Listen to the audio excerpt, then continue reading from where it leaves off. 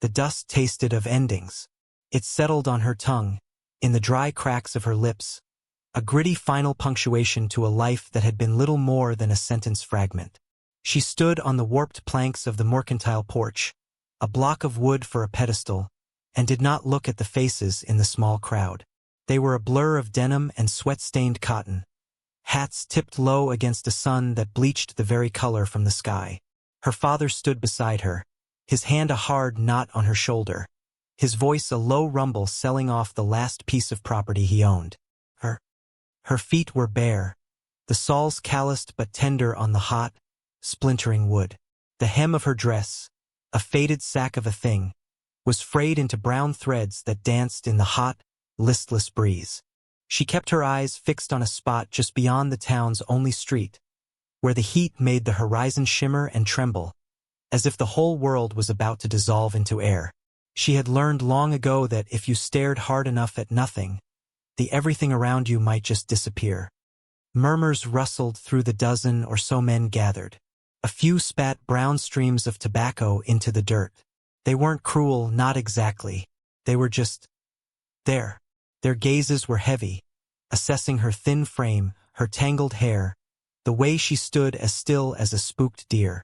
She was a curiosity, a tragedy for a Tuesday afternoon, something to be watched before they went back to their fields or their saloons. She was not a person. She was a line item in her father's desperate ledger. He was talking about her work ethic, how she was strong for her size, quiet, docile. The word hung in the air, greasy and thick. It was the highest praise he could offer. He was selling a tool, not a daughter.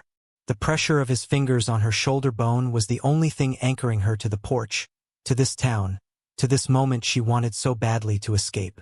She felt herself float away, her mind drifting out to that shimmering line where the earth met the sky, a place with no sound, no eyes, no hands to hold her down. Then, through the haze of heat and apathy, a figure detached itself from the shadows of the livery stable across the street. He moved without hurry, his steps measured and quiet in the dust. He was tall, thin as a fence rail in a worn duster that fell almost to his ankles. A hat, sweat-stained and old, was pulled low, casting his face in a permanent state of twilight. She knew him not well, but she knew him. Uncle Elias. Not a real uncle, but her mother's cousin. A man who lived so far out on the edge of the county he was practically a rumor. A man who carried whole winters in his eyes. Elias stopped at the edge of the small gathering, his presence a sudden pool of silence in the low chatter. He did not look at her, not at first. His gaze was fixed on her father, a long, unreadable stare that seemed to suck the bluster right out of the man. Her father's sails pitch faltered, his voice thinning out. The crowd shifted, turning to look at the newcomer. They knew him, too. Knew of his loss, his solitude. He was a piece of the harsh landscape, weathered and unyielding. His silence had more weight than any of their words. Elias finally moved his eyes from her father to her. It was not a prying look, not an assessment. It was just a look. He saw the dust on her skin, the tremor in her hands she tried so hard to still. He saw the way she was staring at the horizon as if she could will herself there. For a breath, just a single, hollow beat of her heart, she felt seen. Not as a tool, not as a girl, but as something shivering and trapped. Her father cleared his throat, regaining a sliver of his bravado. Elias, didn't expect to see you in town. Elias didn't answer the greeting. His voice, when it came, was low and rough, like stones grinding under a river. What are you doing, Thomas? Business, her father said, his grip on her shoulder tightening possessively. Making ends meet. Elias took another slow step forward. The dust puffed up around his worn boots. He reached into the pocket of his duster and his hand emerged with a few coins, dull and heavy. He didn't look at them. He held them out. I'll take her, he said. The words were not an offer. They were a statement. Her father blinked, surprised. A flicker of something, greed, relief, passed over his features. She's worth more than that, Elias. The mill owner, Mr. Harris, he offered. I'm settling your debt. Elias cut him off, his voice flat. For the seed last spring. This clears it. He nudged the coins forward in his palm. It was not a negotiation. It was a finality. The crowd watched, silent now. This was better than an auction. This was a reckoning. Her father looked from the coins to Elias's shadowed face. He saw no room for argument. He saw the end of a road. With a grunt, he snatched the coins from Elias's palm and his hand fell away from her shoulder. The release was so sudden she swayed, the absence of pressure a shock. Her father didn't give her a backward glance.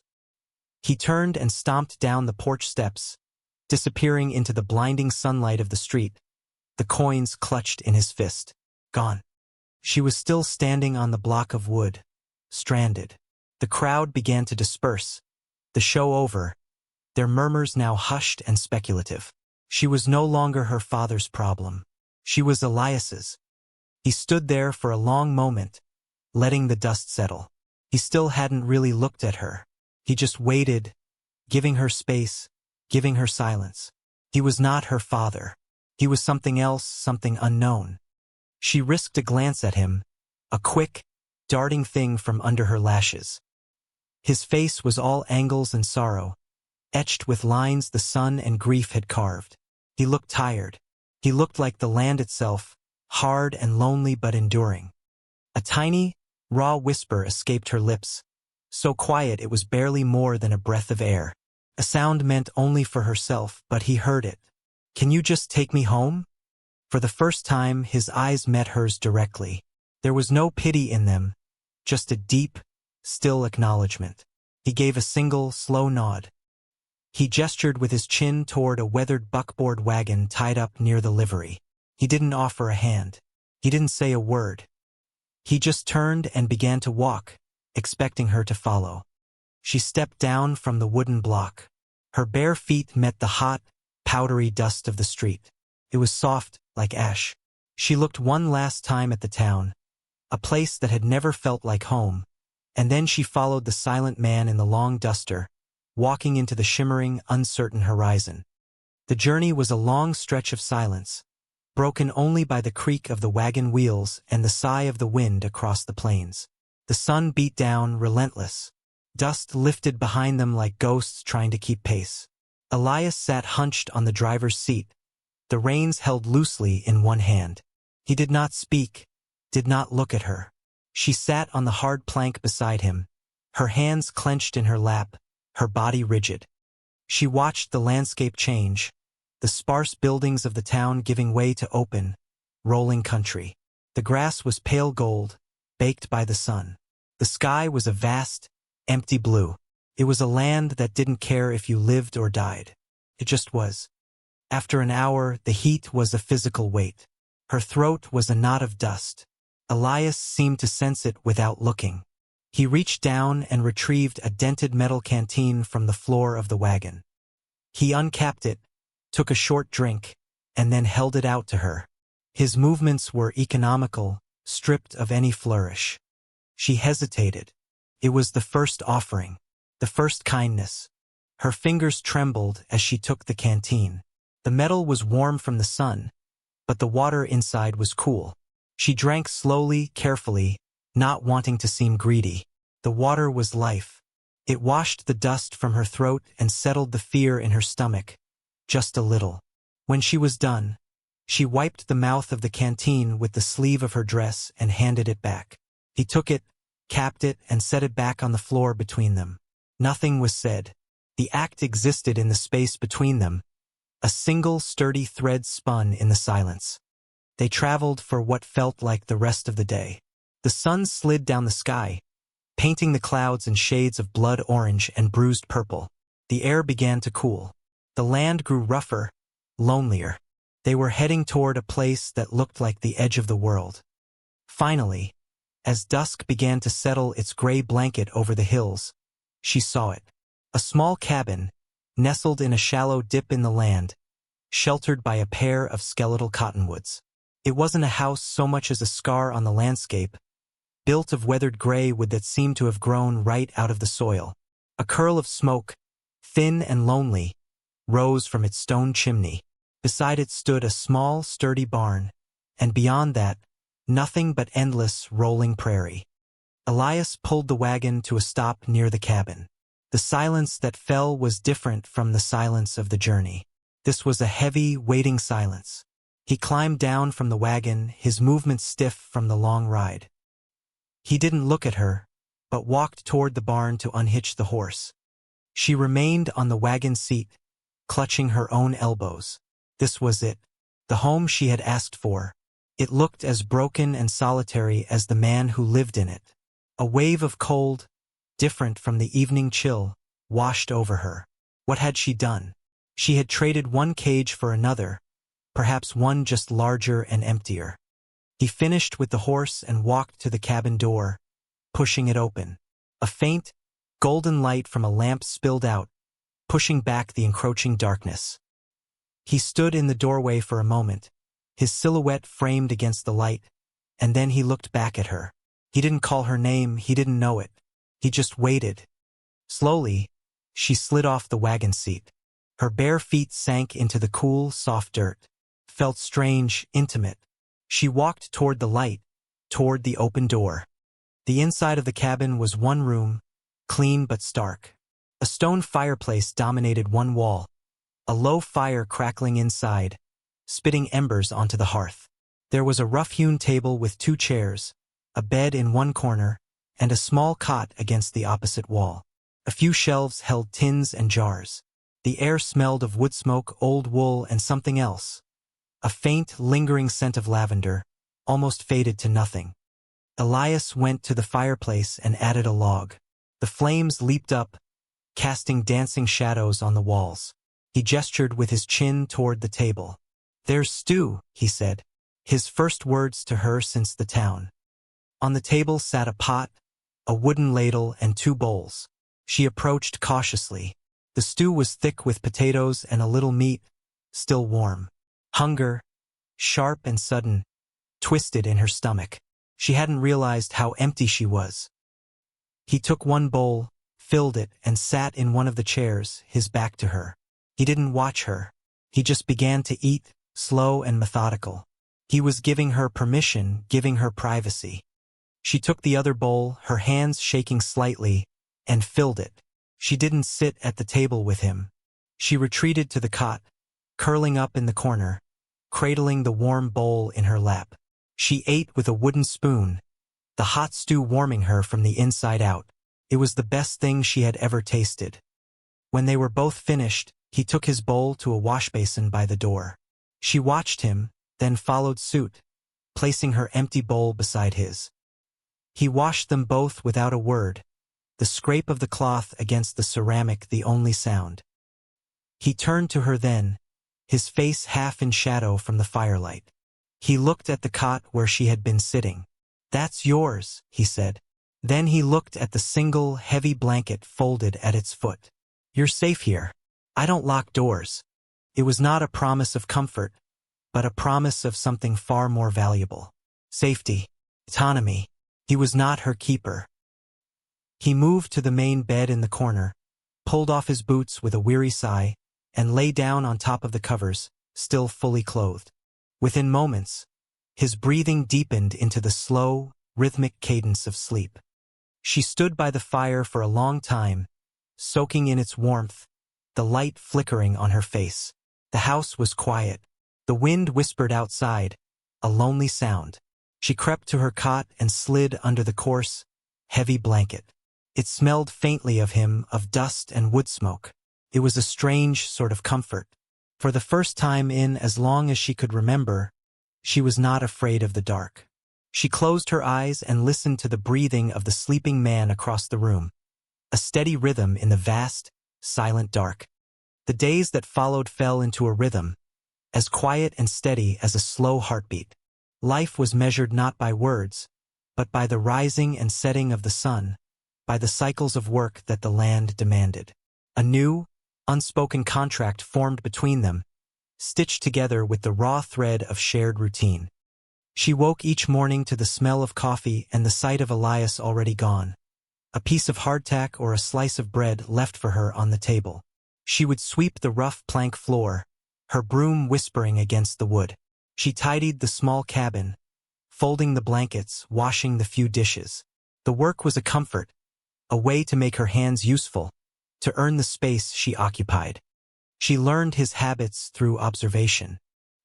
He worked from sunup to sundown, mending fences that sagged like tired old men, tending to his small herd of cattle that dotted the hills like brown stones. He moved with a purpose that was bone deep, a man who knew the language of the land better than the language of people. One afternoon, while gathering kindling near the rise behind the cabin, she found it. A single, simple grave, marked with a wooden cross. The name carved into it was weathered and faint, but she could just make it out. Eliza. There were no dates, just the name. She stood before it for a long time, the wind whipping strands of her hair across her face. This was the source of the lavender scent, the ghost that haunted the corners of the cabin. This was the winter in his eyes. The next day, she found a stubborn, purple wildflower growing near the creek bed. She picked it and, on her way back to the cabin, took a detour up the rise. She knelt and pushed the stem of the flower into the hard-packed earth at the base of the cross. It was a small, bright speck of color against the gray wood. A silent acknowledgement. An offering. She never spoke of it, and neither did he. But the next evening, when he came in from the fields, he looked at her for a moment longer than usual, his gaze lingering before he turned to the fire. He had seen it. Her small acts of care multiplied. She started humming while she worked, quiet, half-forgotten tunes her mother used to sing. The sound was thin at first, a ghost in the silent house, but it slowly grew stronger. She learned to bake bread in the small hearth oven, a skill she hadn't known she possessed. Her first loaf was a disaster, hard as a rock and burnt on the bottom. She had been about to throw it to the chickens when Elias came in. He picked it up, broke off a piece and chewed it thoughtfully. "A little dry," he said, his mouth a straight line, but the corner of one eye crinkled just slightly. She felt a flush of shame. "I'm sorry." "You didn't complain about mine," he said, and the statement was so plain, so matter-of-fact, it was almost funny. She found herself smiling, a real, small smile that felt foreign on her face. That loaf died in vain, but the next one was better. Soon, the smell of baking bread became a regular warmth in the cabin, a scent of life pushing back against the lingering smell of loss. He cared for her in his own silent way.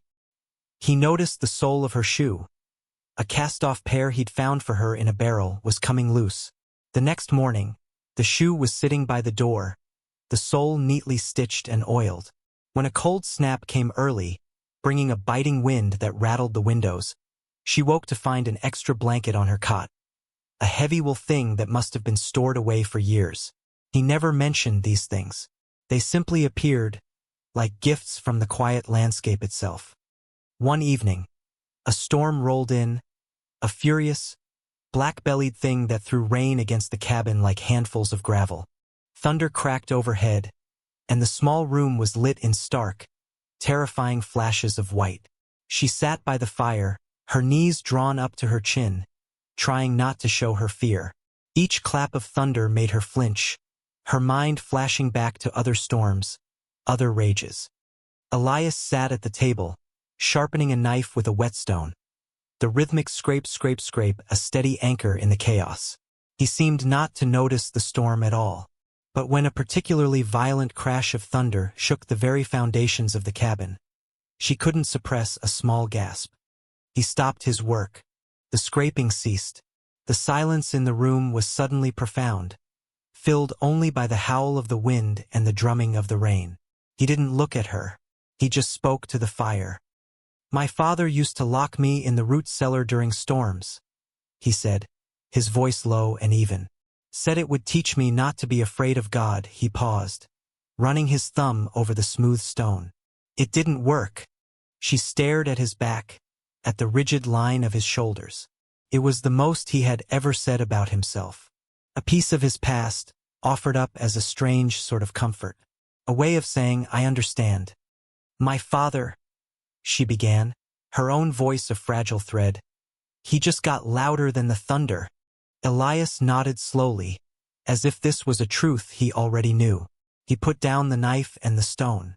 He got up, went to the cupboard, and came back with 2 tin cups and a bottle of dark liquor. He poured a little into each cup and pushed one across the table toward the fire, an invitation. She hesitated, then uncurled herself and went to the table, taking the other chair. She wrapped her cold hands around the cup. The smell of the whiskey was sharp and strong. She took a tiny sip. It burned a fiery path down her throat, but the warmth that spread through her chest was immediate, a welcome defense against the storm both outside and in. They sat there for a long time, not speaking, just listening to the rain and sipping the whiskey. The fire crackled. The lamplight threw their shadows long and dancing on the walls. It was not a conversation, but it was a communion. 2 solitary people, sharing a small circle of light against a great and roaring dark, each holding a piece of the other's unspoken fear. The foundation of trust, which had been built with silent gestures, was now mortared with a shared vulnerability. The quiet rhythm of their life was broken by the sight of a rider on the horizon. It was a clear, cold morning, the sky a pale, washed-out blue. She was outside, hanging laundry on a line stretched between the cabin and a cottonwood tree, when she saw him, a dark speck against the vastness, growing slowly larger. A knot of ice formed in her stomach. Solitude had become a sanctuary, and anything that approached from the outside world felt like a threat. She finished pinning a sheet to the line, her fingers numb and clumsy. She didn't run inside. She stood her ground, watching, the white sheet flapping beside her like a flag of surrender. Elias came out of the barn, a pail in his hand. He saw the rider and his body went still. He set the pail down slowly, deliberately. He wiped his hands on his trousers and stood beside her, his presence a solid, unmovable wall. They watched together as the speck became a man on a horse, a familiar man, her father. He rode into the yard with a confidence that didn't belong to him here. He reined in his horse, a scrawny nag that looked as weary as he did. He wore a new shirt, and his face was flushed with cheap whiskey and self-importance. He looked around the small homestead with a sneer, his eyes cataloging its poverty. "Thomas," Elias said. The name was a flat stone dropped into a quiet pool. Elias, her father, dismounted, his boots sinking into the dirt. He ignored her completely, as if she were another fence post. His focus was entirely on Elias. "Heard you put in a winter crop. Must be doing well for yourself. What do you want?" Elias's voice was devoid of warmth, of welcome. Her father hitched up his trousers, puffing out his chest. "I've come for the girl." The words hung in the cold, still air. She felt the blood drain from her face. The sheet on the line snapped in the wind. Beside her, Elias didn't move a muscle, but she could feel a change in him, a coiling of tension, like a rope pulled taut. "She's with me now," Elias said, his voice dangerously quiet. "That was a temporary arrangement," her father scoffed. "You settled my debt." "I'm grateful. But she's my blood, my property, and I have a better arrangement for her now. Mr. Harris at the lumber mill. He's offered a good price for a 5-year contract. Real money," he said the words real money, with a kind of reverence, as if they were holy. He was going to sell her again. The realization was a physical blow. The quiet life she had started to build, the fragile sense of safety. It was all about to be torn away. She looked at the ground, at the cracked earth, and felt herself shrinking back into the voiceless, will-less creature she had been on that mercantile porch. "She's not for sale," Elias said. Her father laughed, a short, ugly sound. "She's not yours to sell or not sell. She's mine. The law says so. Now, I don't want any trouble, Elias. You've been decent enough. But I'm taking her. End of story." He took a step toward her. It was a proprietary, dismissive gesture. He was reaching for her, as one might reach for a tool left in a field. But Elias moved. It wasn't a fast movement or a violent one. He simply stepped sideways, placing his body squarely between her and her father. He was taller, broader in the shoulder than he seemed from a distance. He was a barrier of solid flesh and bone. "You're not taking her," he repeated, and this time his voice was different. It was not the quiet, grieving voice of the cabin. It was the voice of the land itself, unyielding, ancient, and absolute. Her father stopped, taken aback by the quiet, immovable resistance. His face darkened with anger. "Get out of my way, Elias. This ain't your fight. I'm making it my fight." For a long moment, the two men faced each other. The wind whipped around them, pulling at their clothes. It was a standoff between two kinds of men, the one who takes and the one who protects. And in that charged silence, something inside her broke. It was not the fragile thing that had been healing, but the hard shell that had kept her silent for so long. The fear was still there, a cold snake in her belly, but something else rose up alongside it. A hot, fierce rebellion. This patch of dirt, this quiet man, this life of baking bread and humming tunes. It was hers. She had earned it. Her father, seeing Elias would not yield, tried to step around him. As his hand reached out for her arm, she acted. She didn't think. She just did. She took a step forward, out from behind the shelter of Elias's back. She looked her father directly in the eye, and she spoke. Her voice was not a whisper this time. It was clear and strong, sharpened by the cold air. "No." The word, a single, clean syllable, struck her father with more force than a physical blow. He froze, his hand hovering in midair. He stared at her as if seeing her for the first time. The girl who never spoke, the docile tool, had just refused him. She held his gaze, her chin high. She saw confusion in his eyes, then rage. He was not used to being defied. "You insolent," he began, his hand balling into a fist. But he never finished. Elias's hand shot out and clamped around his wrist. The movement was swift and precise. Elias's grip was like iron. "I believe the girl said no," he said, his voice a low growl. "And my hearing is just fine." Her father struggled for a moment, but Elias's strength was absolute. He was a man made hard by work, not soft by whiskey. Defeated, her father wrenched his arm free, stumbling back a step. His face was a mask of fury and humiliation.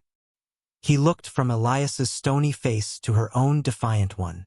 He saw a wall he could not break. He was a coward. He had always been a coward. His bluster was a thin shield, and they had just shattered it.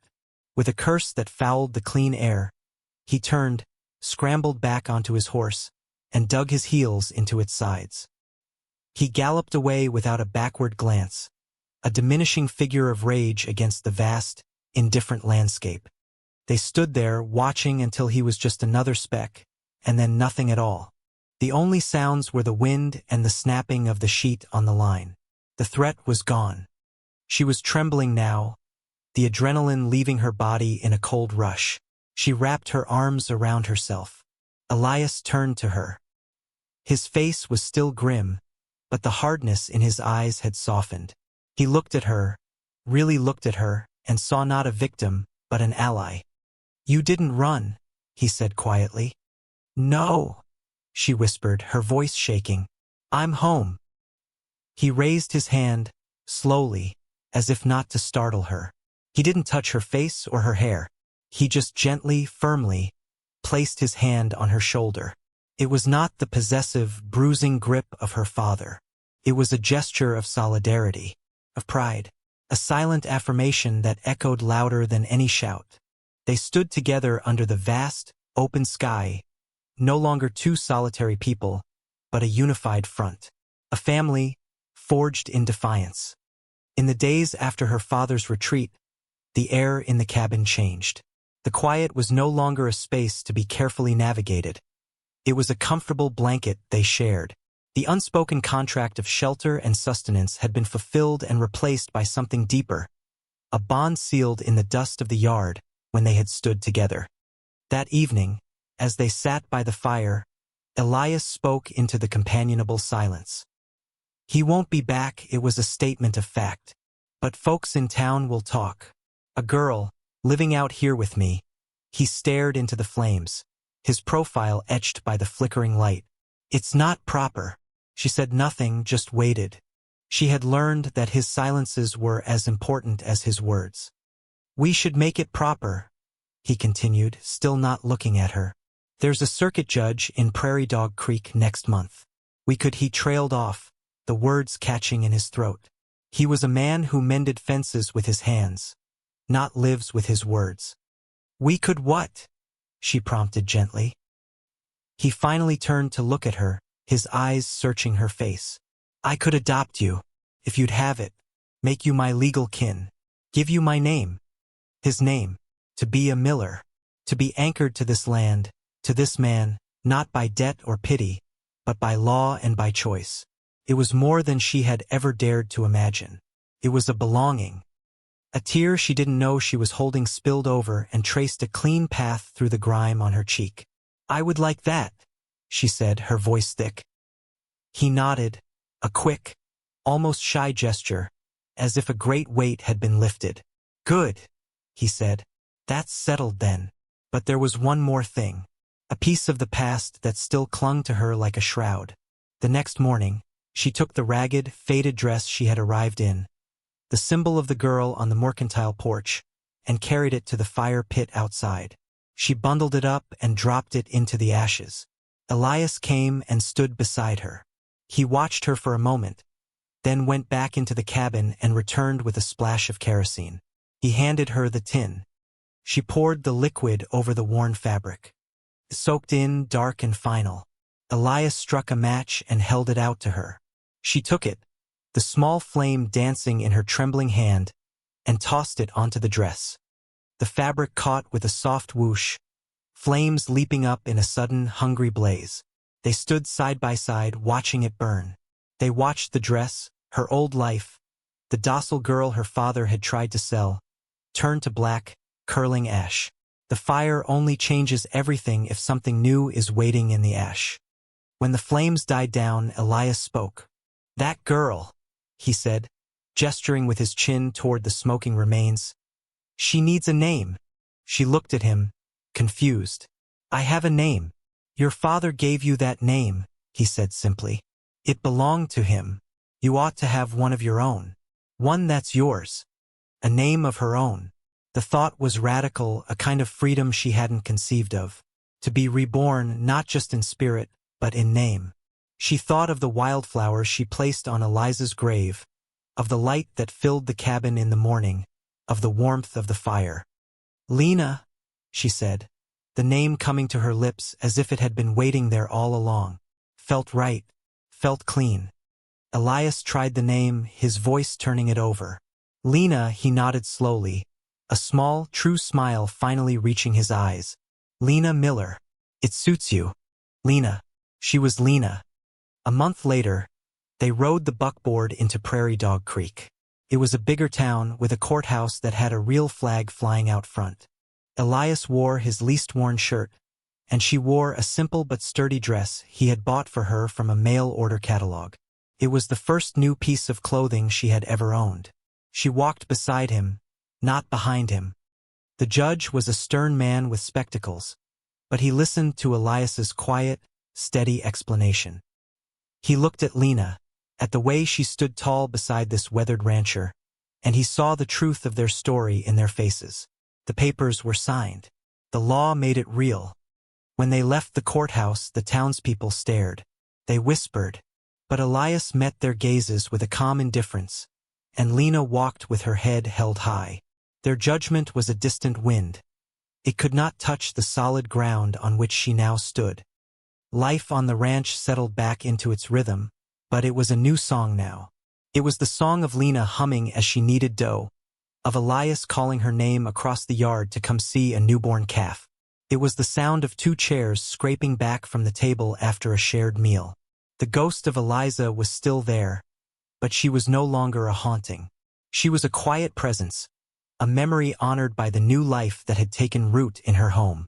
The house, once hollow and silent, seemed to breathe again.